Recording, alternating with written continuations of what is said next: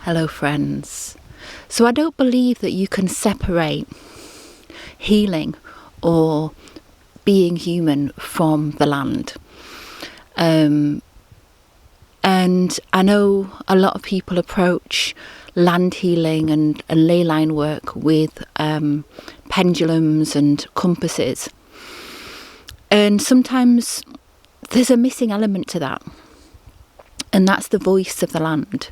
That's the stories that are actually within the land where we are. And the way that the stories within the land where we are can affect the mood, can affect the type of programs that are running on the land, and the way people act and what they believe about themselves as well.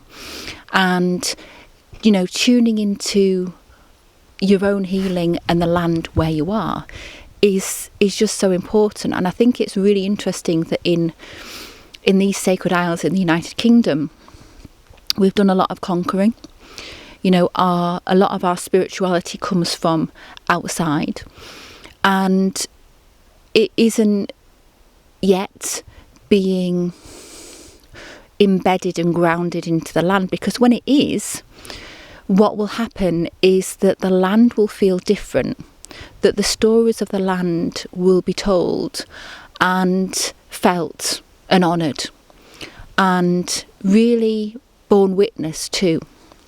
And when we do that, we can kind of allow it to be what it was, allow it to take its place in our weaving of our history.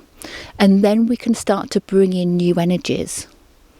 But as long as we bring in, and this even applies to where you do your healing work. So really, healing should bring love into the person and into the land, and breathe life into the person who you're doing the healing work with and the land where they live, and incorporate the trees and the plants and the wisdom of their ancestors into that. Because while doing that, you're completely putting the healing into a tightly woven living nest that is transmuting the soil that we're living on. And that is what is being asked right now. And I'm being guided to work with healers around where are they doing their healing, what are the landforms, what are the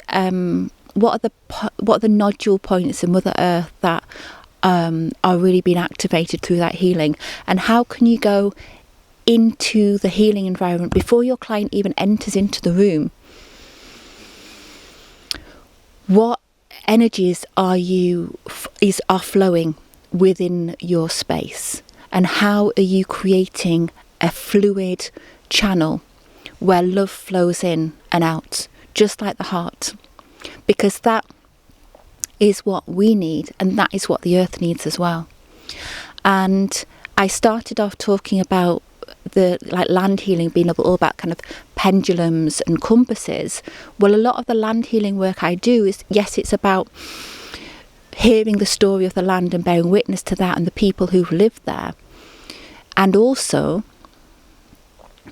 it's recognising that this beautiful love goddess energy of Mother Earth has been siphoned and misused. And that set up patterns of siphoning. So we're kind of encouraged not to tap into our own source and the source of love and divinity within ourselves and the earth. It's almost like we're encouraged through these processes to take through the plants that we use in healing, and actually all of that is really being realigned. And what I witness when I do the land healing, the healing work, and up in the cosmos, down here on Earth, with the Middle Earth beings as well, is that there are channels and pathways that we can tap into and really communicate with the flow, with the organismic cycles which are flowing, and support them to flow. Support them to flow with love, so that they're not being siphoned, they're not being stunted, they're not being stopped. And when we bring healing to another on earth, we also bring it into the channels of the earth as well. And I'm being given some really beautiful also gnosis about ceremony with the earth as well, that I'm really excited to share as well in the coming months. So yeah, just a real kind of like, wow, let's just, that it's all coming together, and that feels really juicy. Feels really, really juicy indeed.